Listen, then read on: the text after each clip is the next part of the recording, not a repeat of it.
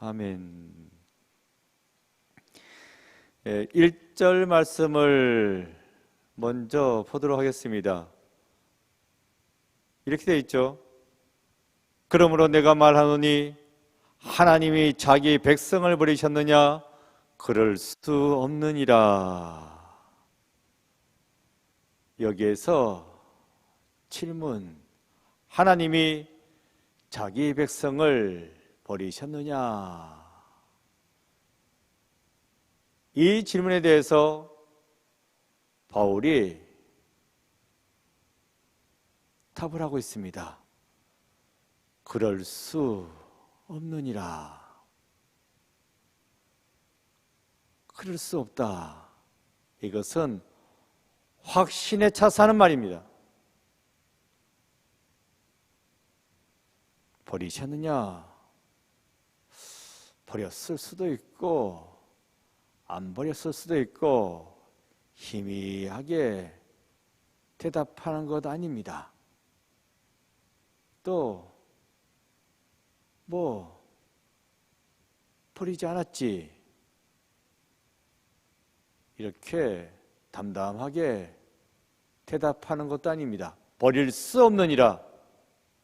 이것은 확신에 차서 절대 버리는 일은 있을 수 없다 하는 취지에서 답변을 하고 있는 것입니다. 이러한 질문이 나오고 답변이 나오는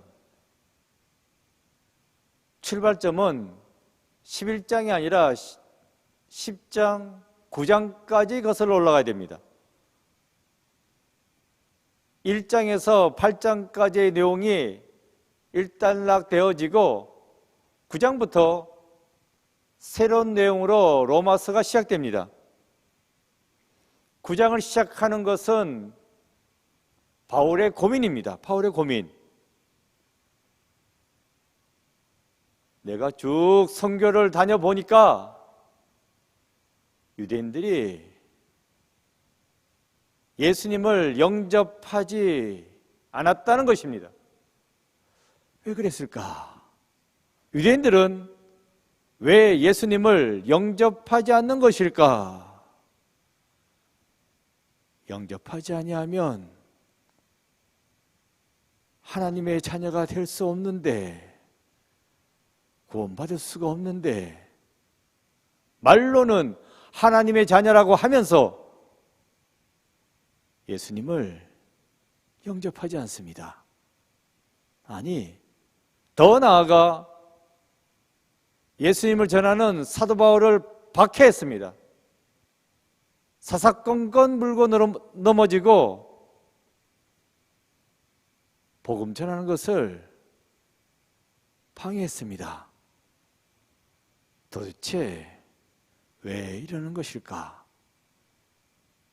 이스라엘 사람들은 왜 예수님을 영접하지 않는 것일까? 이것이 로마서의 후반부를 시작하는 질문입니다. 유대인들의 불신에 대해서 바울은 고민하고 있습니다. 왜 그럴까?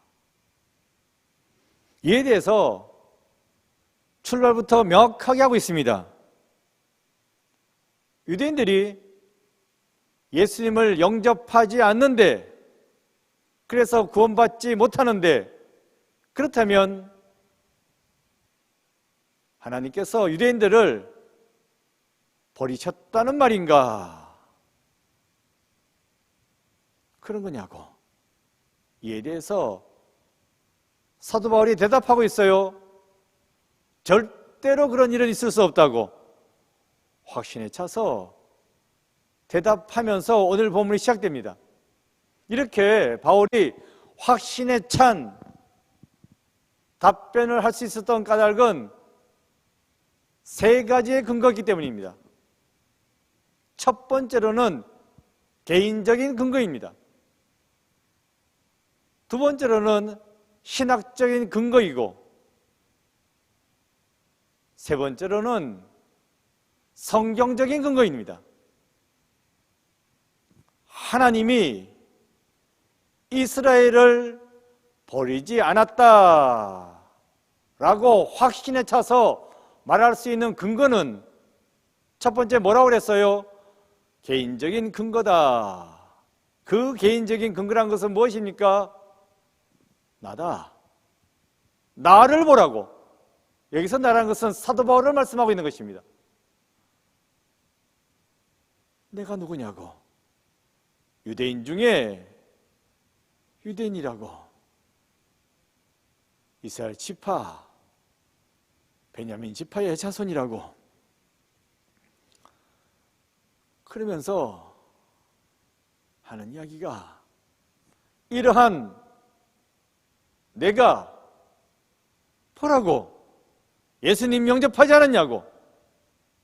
바리새인 중에 바리새인이었지만 예수님을 한때 핍박하기도 했지만 날 보라고 내가 예수님 믿었을 뿐만 아니라 이 예수님을 전하고 있지 않냐고. 내가 바로 하나님께서 이스라엘을 버리지 않았다는 근거다 라고 사도 바울이 말씀해 주고 있습니다. 이것이 첫 번째 개인적인 근거입니다. 두 번째로는 신학적인 근거라고 말씀드렸죠. 어떠한 신학일까? 이것은 선택론, 예정론이 되겠습니다. 예정론이라는 신학적인 근거로 하나님은 이스라엘을 버리지 아니하셨다. 확신에 차서 이야기해주고 있다는 것입니다. 2절 말씀을 보실까요? 2절 말씀. 하나님이 그 미리 하신 자기 백성을 버리지 아니하셨나니. 하나님께서는 자기 백성을 버리지 아니하셨는데 이스라엘 백성을 말하는 것입니다. 이 이스라엘 백성을 버리지 아니하셨는데 이 백성은 어떠한 백성이라고 말씀해 주겠습니까? 미리 아신 자기 백성이다. 미리 알았다. 이스라엘에 대해서 미리 알고 있다는 것입니다. 미리 알았다. 미리 알고 미리 버리지 않기로 작정하셨다. 그래서 예정했다. 예정론이다. 하는 말씀을 드리는 것입니다. 2절에서 사도 바울이 말씀해주고 있는 바는 예정론을 신학적 근거로 밑에 깔고 있습니다. 하나님이 이스라엘 백성을 미리 하셨고 미리 택하셨고 미리 구원하시기로 작정하셨다는 것입니다. 이러한 예정론의 근거에서 이스라엘 백성은 버림받을 수 없다 라고 말씀해 주고 있는 것입니다. 그 다음 세 번째 근거는 성경적인 근거라고 말씀드렸죠. 성경에 보니까 나와 있더라.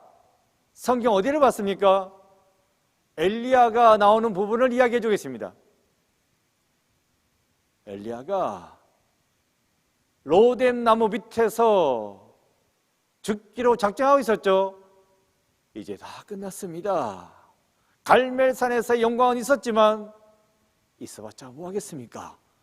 이제 내가 죽게 생겼는데 이제 나는 죽는 일밖에 없습니다 하면서 로뎀 나무 밑에 누워 있었어요. 누워 있으면서 그 엘리야가 뭐라고 말씀했습니까? 뭐라고 말했습니까? 나는 혼자라고.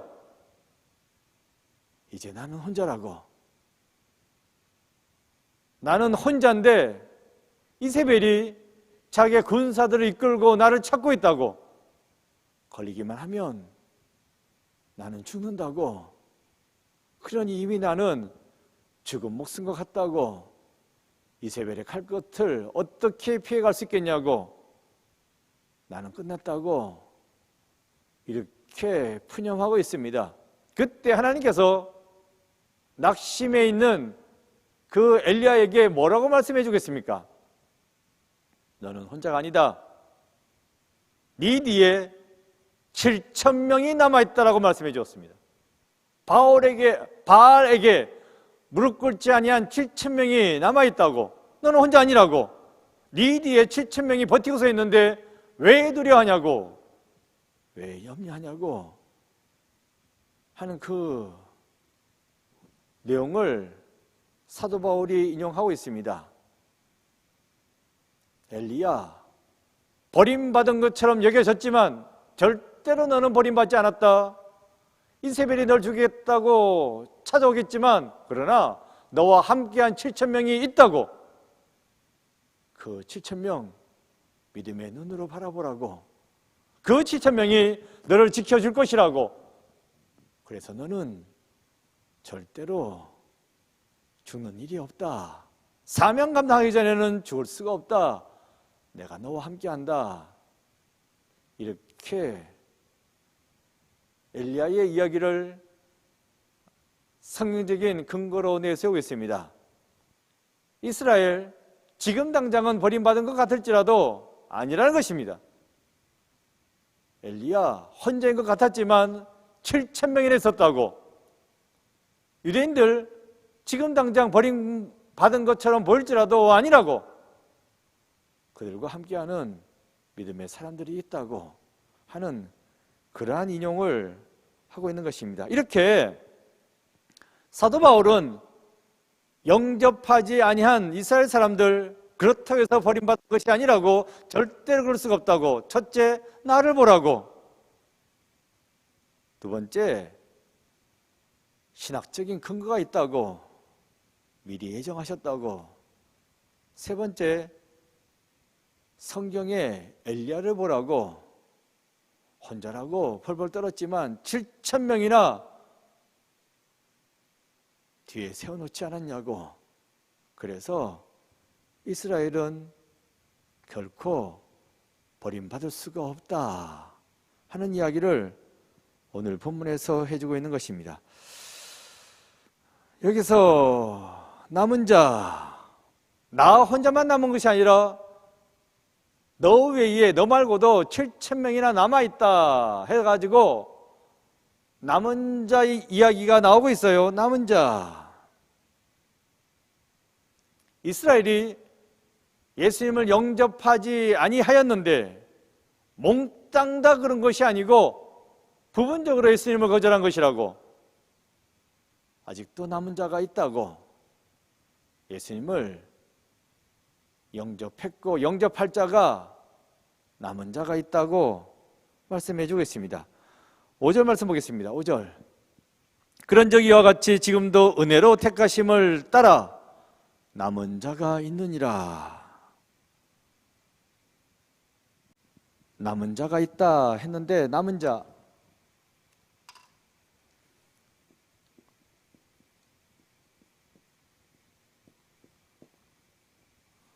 이 남은 자를 잘 보셔야 되는데, 은혜로 택하심을 따라 남은 자입니다. 여기서 은혜란 하나님의 은혜를 말씀하는 것입니다. 하나님의 은혜로 남은 자가 있다. 그러니까 인간, 내가 남은 게 아니에요. 내 능력으로, 내 행위로 남은 것이 아닙니다. 그러면 나의 의가 되겠죠. 그거 아니란 겁니다. 그러면 어떻게 남게 되었나? 하나님의 은혜로 택하심을 따라 남게 되었다. 하나님이 남겨두셨다는 것입니다. 그래서 은혜가 되는 것입니다. 이것은 인간의 의가 아니요 하나님의 의입니다. 그래서 이걸 정확하게 해석을 하자 하면, 남은 자라고 해석하기보다는요,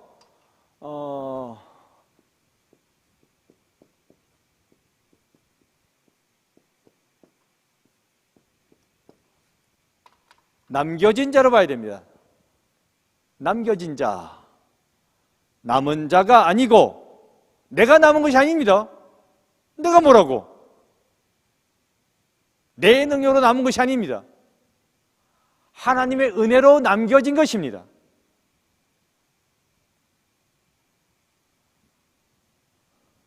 은혜로 택하심을 따라 남겨진 자가 있느니라. 이렇게 번역해야지 정확하게 번역하는 것입니다. 물론 뭐 남은 자라고 해도 크게 문제가 되지는 않지만 명확하지가 않다는 것입니다. 정확하지 않다는 것입니다. 그래서 남겨진 자다 이렇게 봐야 하는데, 남은 자나 남겨진 자나 뭐 그게 그 말이지 라고 할 수 있어요. 굳이 구분하는 까닭은 여기서 남은 자는 내가 남은 겁니다. 인간의 의가 나타나 있어요. 여기서 남겨진 것은 나는 남겨진 거예요. 누가 남겨주었습니까? 하나님이 나를 남겨주었습니다. 하나님의 의입니다. 그러니까 인간의 의를 드러낼 게 아니라는 겁니다. 구원은 인간의 의로서 이루어지는 게 아니에요. 하나님의 의, 그 의로 이루어지는 것이 인간의 구원입니다. 그러셔야 됩니다. 그래서 오늘 본문에서 남은 자라고 적혀 있는 부분, 남겨진 자지. 물론 뭐 그 앞에 은혜로 택하심을 따라 있어가지고 굳이 뭐 남겨진 자라고 해석을 하지 않아도 되지만, 좀 더 명확하게 정확하게 파악하기 위해서는 남은 자라고 보기보다는 남겨진 자다 이렇게 봐야 한다는 것입니다. 우리가 여기서 남았다 할 때 나의 의로 남게 되었다, 그래서 내가 잘해서 남게 되었다라고 생각한다면 이것은 공로주의입니다.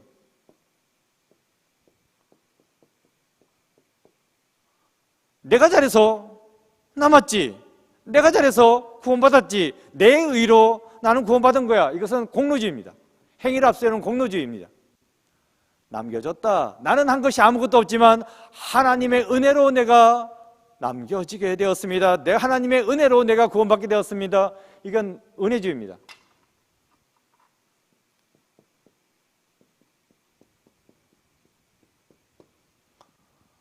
우리의 구원 사건을 공로주의로 보시면 안 됩니다. 온전히 은혜주의로 봐야 한다.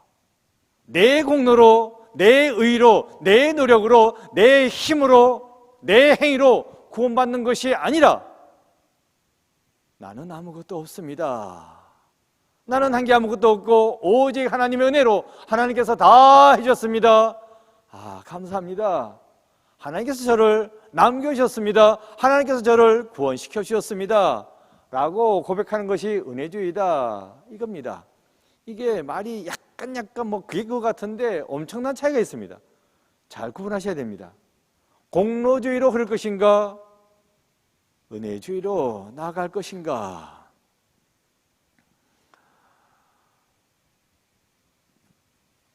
남은 자, 하나님의 은혜로 남겨지게 되었다고? 그러면 나는 남겨지지 않게 되었네, 나는 구원받지 않게 되었네. 그때에 하나님께서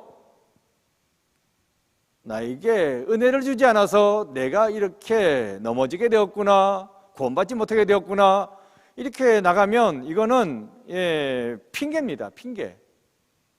하나님의 은혜가 없어가지고 내가 넘어졌다고, 이것은 핑계라는 거예요. 그러면 내가 넘어졌을 때에 어떻게 이야기해야 되겠습니까? 내가 잘못해서 넘어졌구나, 내가 시험에 들고 넘어지게 되면 나 자신을 반성해야 됩니다. 핑계댈 게 아니라, 아이고 돌이 있어가지고 내가 걸려가지고 넘어졌네, 왜 돌이 여기 있는 거야? 돌한테 핑계댈 게 아니라 나를 돌아보라는 것입니다. 내가 여기 있는 돌을 제대로 못 봤구나, 그래서 내가 걸려서 넘어졌구나. 나를 돌아보고 나를 반성해야지, 끊임없이 네가 문제고 이 돌이 문제고 상황이 문제고 환경이 문제고 이렇게 나가면 안 된다는 거예요. 공로주의를 앞세우는 사람은 일이 되지 않았을 때에 자기 탓을 해야 되는데, 공로주의를 앞세우다 보니까 자기 탓을 하기 싫은 거예요. 그래서 어떻게 돼요? 남 핑계를 대는 겁니다. 은혜를 앞세운 사람은 일이 잘못되었을 때 남 핑계 대는 것이 아니라, 내가 잘못했구나 하고 자신을 반성하게 됩니다. 그래서 우리는 핑계나 대는, 잘못되면 핑계대고 잘되면 나를 내세우는 공로주의로 나갈 것이 아니라, 잘못됐을 때에 나 자신을 반성하고 잘 되었을 때에 하나님 은혜에 감사하는 은혜주의로 나가야 한다 하는 것입니다. 그래서 6절 말씀이 나오는 거예요. 6절.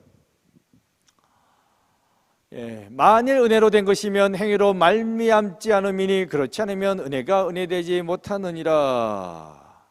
은혜는 행위로 되는 것이 아니라고 말씀해 주고 있어요. 만약에 행위로 되었다면 그게 은혜겠냐고. 행위지. 인간의 구원은 인간의 행위로 되는 것이 아니라 오직 하나님의 은혜로 되어진다 라고 말씀해 주고 있는 구절이 되겠습니다. 그래서 이제 결론적으로 7절 말씀이 나오는데, 그런즉 어떠하냐? 이스라엘이 구하는 그것을 얻지 못하고 오직 택하심을 입은 자가 얻었고 그 남은 자들은 우둔하여 졌느니라. 이렇게 쭉 설명했는데, 그래서 어떻게 되었냐고, 행위를 내세운 이스라엘은 어떻게 되었냐고, 행위를 내세워서 공로주의가 되어서 결국 구원에 이르지 못했다. 행위를 내세우다 보니까 은혜 받지 못했네. 은혜 받지 못했으니까 구원에 이르지 못했다.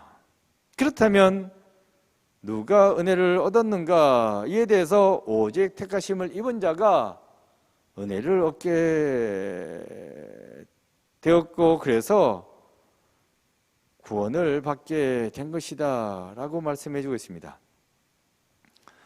또한 7절에서 말씀해 주고 있어요. 은혜를 얻지 못한 자들은 어떻게 되었다라고 말씀해 주고 있습니까? 은혜를 얻지 못한 자, 그래서 남겨지지 구원받지 못한 자, 은혜 받지 못한 그 남은 자들은 어떻게 되었다라고 말씀해 주고 있어요? 우둔하여 졌다. 이 우둔하다라는 말을 좀 봐야 되는데요. 우둔하다, 이게 뭐 멍청하다 이렇게도 할 수 있는데,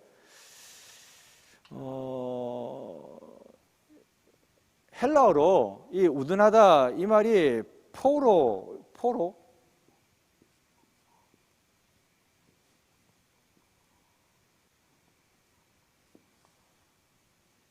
이렇게 되어 있습니다. 포로. 여기서 이제 우둔하다는 말이 지금 번역되어져서 나왔거든요. 포로. 이건데 이 포로가 이게 무슨 말인지 뭐 해석을 해봐야 되겠죠. 기본적인 이 포로라는 말의 뜻은요, 스톤, 돌입니다. 돌.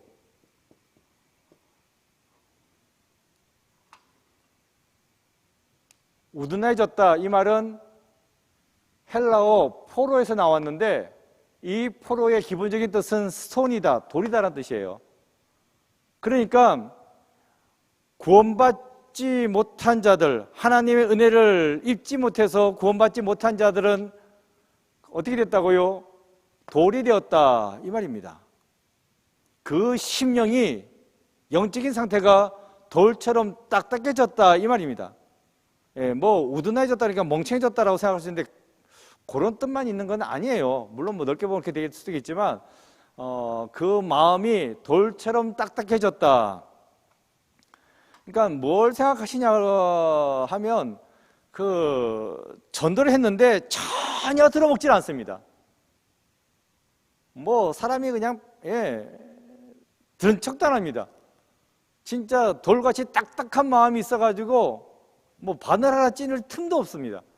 그 상황을 이야기하는 거예요.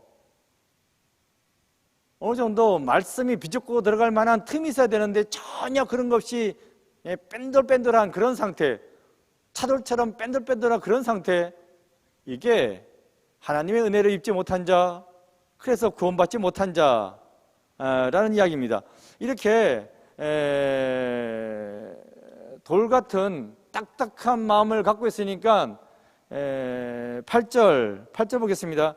기록된 바 하나님이 오늘까지 그들에게 혼미한 심령과 보지 못할 눈과 듣지 못할 귀를 주셨다 한것 같으니라. 혼미한 심령 했는데 돌 같은 마음, 영적인 상태가 돌같이 되어 있다, 딱딱해져 있다, 이렇게 보셔야 돼요. 그래서 보지 못할 눈, 듣지 못할 귀 했는데 한마디로 이걸 그 돌로 만든 그 우상을 생각하시면 됩니다. 돌로 만든 우상. 그러니까 눈은 있어요, 귀도 있어요. 하지만 그 귀로 들을 수 있습니까? 그 눈으로 볼 수 있습니까? 돌로 만든 우상은 절대로 눈은 있지만 보지 못하고 귀는 있지만 듣지 못합니다. 이렇게 돌과 같은 그러한 영적인 상태에 있으니까 보지도 못하고 듣지도 못한다, 이런 이야기로 이어지게 되는 것입니다. 그러면서 9절에 다윗 이야기를 소개하고 있습니다. 9절 보시면 또 다윗이 이르되 그들의 밥상이 올무와 덕과 그치는 곳과 봉이 되게 하시옵고, 그들의 밥상은 나에게 차려지는 것입니다. 나를 좋게 하는 것인데 그것이 나에게 오히려 올무와 덫이 된다. 돌과 같이 딱딱한 심령 상태에 있어서 하나님의 은혜를 받지 못합니다. 그래서 구원에 이르지 못한 그 사람은 눈이 있어도 보지 못하고 귀가 있어도 듣지 못해요. 그래서 자기 앞에 차려진 좋은 것, 이것조차도 오히려 나에게 좋은 것이 아니라 나에게 올무가 되고 덫이 된다, 안 좋은 것이 된다는 그런 이야기입니다. 그래서 거기에 걸려 넘어지게 되고 보복당하게 될 것이다. 그리고 그들의 눈은 어두워져서 보지 못하게 될 것이고 그들의 등은 언제나 굽어져 있을 것이다. 10절 말씀 보시면 나와 있는데 그렇게 쭉 말씀이 이어지게 되는 것입니다. 그러니까 무슨 말이냐면 그 완악한 심령을 갖고 있어서 은혜를 받지 못해요. 그래서 구원에 이르지 못합니다. 이 사람은 딱 보면 안다는 겁니다. 좋은 것이 있어도 그 좋은 것을 좋게 받아들이지 못합니다. 그리고 그들의 눈이 어두워져서 보지 못하고 그들의 등은 언제나 굽어져 있고, 그래서 걸려서 넘어지고 늘 당하는 힘든 인생을 살아간다는 겁니다. 이거를 우리 믿는 자들이 보면 멸망에 이르는 자들은 한눈에 다 드러난다는 겁니다. 그래서 구원받지 못한 자는 보면 알 수 있다. 반대로 구원받게 된 자, 구원에 이르게 된 자는 또 보면 알 수 있다 하는 그러한 말씀이 되겠습니다. 그래서 사도 바울이 말씀해 주고자 하는 바는 유대인들이 사도 바울의 선교 활동에 끝까지 해방을 놓고 방해됐습니다. 너무너무 힘들었습니다. 그래서 낙심도 되고 절망도 되었지만 저것들 구원받지 못하는 인생이기에 저러는구나 라고 넘겨버리고 지나가는 것이 아니라, 그래도 그 이스라엘 백성에게 사도 바울은 희망을 갖고 있습니다. 언젠가는 저들이 하나님께로 돌아오게 될 것이라고, 남겨진 자가 있을 거라고. 그래서 그들이 결국에 하나님께로 돌아오는 그런 역사가 일어나게 될 거다. 반면에 끝까지 돌아오지 못하는 자, 그들이 누군지는 모르지만 제대로 보지 못하고 등이 굽어져 있고 좋은 것을 받아들이지 못하고 끊임없이 문제를 일으키는 저 사람들은 이미 구원에서 멀어진 자고 멸망에 가기로 약속되어 있는 자들이다 하면서 한쪽으로 이제 밀어놓는 그러한 내용이 오늘 본문에 쭉 나와 있습니다. 특별히 오늘 이 시간 다시 4절로 올라가 가지고 살펴볼 말씀이 있는데, 4절 보시면요, 그에게 하신 대답이 무엇이냐? 내가 나를 위하여 바알에게 무릎 꿇지 아니한 사람 7,000명을 남겨두었다 하셨으니, 이것은 아까 성경적인 근거에서 이야기하고 지나간 부분인데, 여기서 특별히 이제 보고자 하는 부분은요, 내가 나를 위하여 남겨두었다 하는 부분입니다. 우리말 순서상 이렇게 좀 떨어져 있는데 헬라어로는 내가 날 위하여 남겨두었다 이 말이 두 단어로 되어 있습니다. 카텔리온 에마우토 이렇게 되어 있는데 내가 나를 위하여 남겨두었다. 그러니까 엘리야가 나는 아무도 없습니다. 딸랑 나 혼자만 남아 있습니다. 라고 했을 때 내가 날 위하여 남겨두었다고 7,000명을 하면서 이제 나오는 말인데 카텔리온 에마우토 이 말이 중요하기에 또 우리 한글에는 뭐 좀 떨어져 있지만 두 단어 딱 되어 있습니다. 카텔리온 에마우토 이것은 말씀드린 대로 내가 나를 위하여 남겨두었다. I have left to myself. 내가 남겨두었다. 나를 위하여. 이렇게 이제 되어 있는 그 말인데 이 말이 중요해요.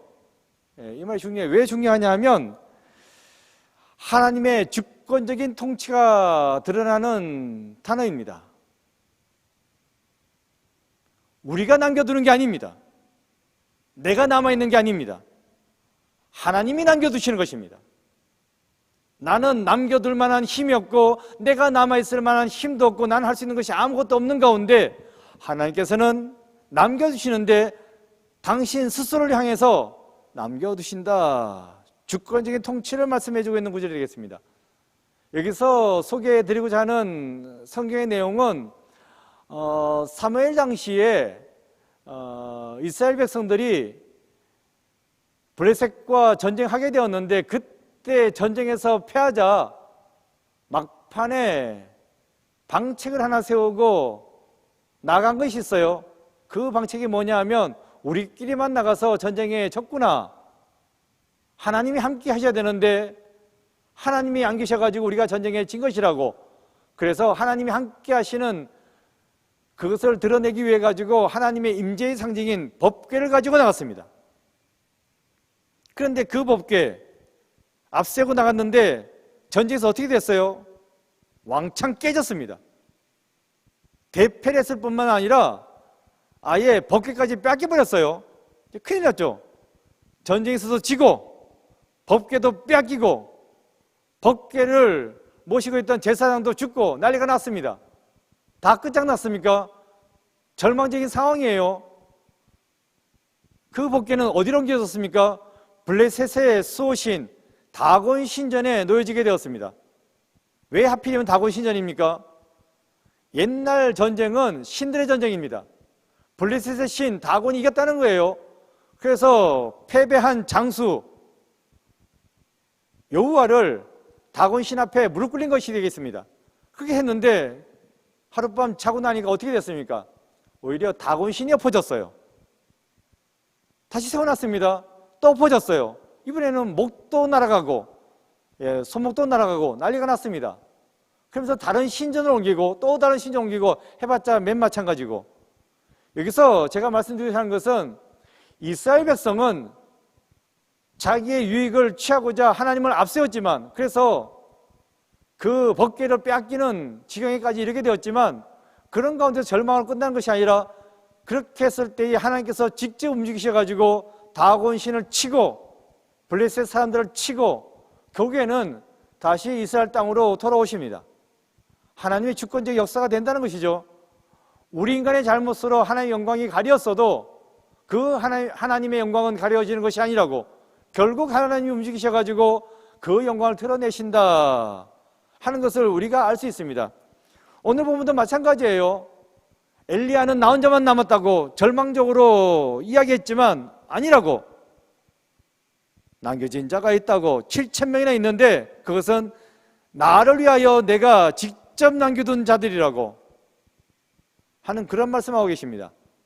인간은 절망했을지라도 하나님은 절대로 절망하지 않으시고 인간은 실패했을지라도 하나님은 주권적으로 움직이셔가지고 일을 이루어 나가신다 하는 것입니다.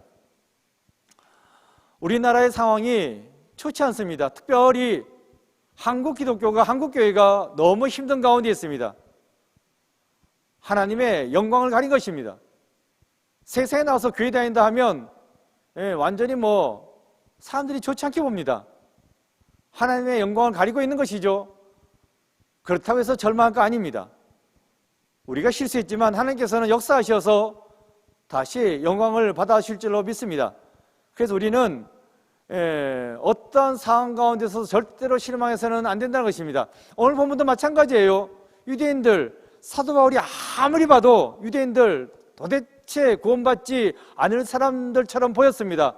그러나 사도 바울은 오늘 본문에서 말씀해 주겠습니다. 유대인들 절대로 멸망으로 끝날 사람들이 아니라고, 나를 보라고, 또 신학적으로 보라고, 성경적으로 보라고. 유대인들은 결국 하나님의 은혜에 따라 남겨진 자가 있다고, 구원받을 자가 있다고. 그러니 낙심할 거 없이 우리는 끝까지 믿음 붙잡고 나가야 한다 라고 말씀해 주고 있는 것이 오늘 본문의 내용이 되겠습니다. 갈라디아서 6장 9절 말씀 보겠습니다. 함께 읽어보겠습니다. 시작. 우리가 선을 행하되 낙심하지 말지니 포기하지 아니하면 때가 이름에 거두리라. 우리가 믿음의 삶을 산다는 것은 곧 선을 행하는 삶을 사는 것이 되겠습니다. 이러한 선을 행하되 낙심하지 말라고, 포기하지 말라고 말씀해 주겠습니다. 그러면 때가 되면 거두게 된다 라고 약속해 주고 있는 귀한 은혜의 말씀이 되겠습니다. 우리가 신앙생활을 한다는 것 힘듭니다. 낙심이 될 때가 있어요. 믿어서 뭐하나 이런 생각을 들 때도 있을 것입니다. 교회 나가야 되는데 교회는 폐쇄되어 있고, 또 생각해보면 한국교회가 너무 잘 못하고 있는 것 같아서 교회 나갈 마음도 없는 분도 있을지 모르겠습니다.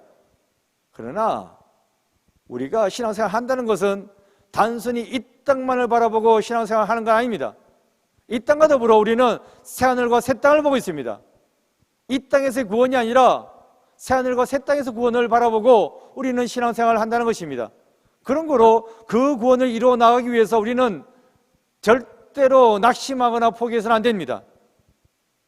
꾸준히 믿음의 삶을 살아나가면 어떻게 된다고요? 때가 이름에 거두리라. 구원의 자리에 들어갈 수 있을 것입니다. 오늘 본문에서 우리는 이것을 깨달아 알아야 합니다. 내 삶이 실망스럽습니까? 낙심 가운데 빠지게 되었습니까? 오늘 본문은 포기하지 말라고 말씀해 주고 있습니다. 하나님의 때가 이르게 되면 다 이루어지게 될 것입니다. 이것을 바라보고 끝까지 믿음 버리지 아니하고 믿음의 삶을 성실히 살아나가는 여러분 모두가 되시기를 간절히 축원드립니다. 기도하겠습니다. 사랑과 주님, 요즘 같은 세상 신앙생활 하기가 참으로 힘듭니다. 그러나 끝까지 믿음 붙잡고 나아가는 저희들 되게 하여 주옵소서. 낙심하지 아니하고 포기하지 아니하면 때가 이름에 거두리라. 하나님의 때가 되었을 때에 다 성취되어질 줄로 믿습니다. 그 소망을 가지고 끝까지 믿음 지키며 나아가는 저희들 모두가 되게 역사하여 주옵소서. 예수 그리스도 이름으로 기도드립니다. 아멘.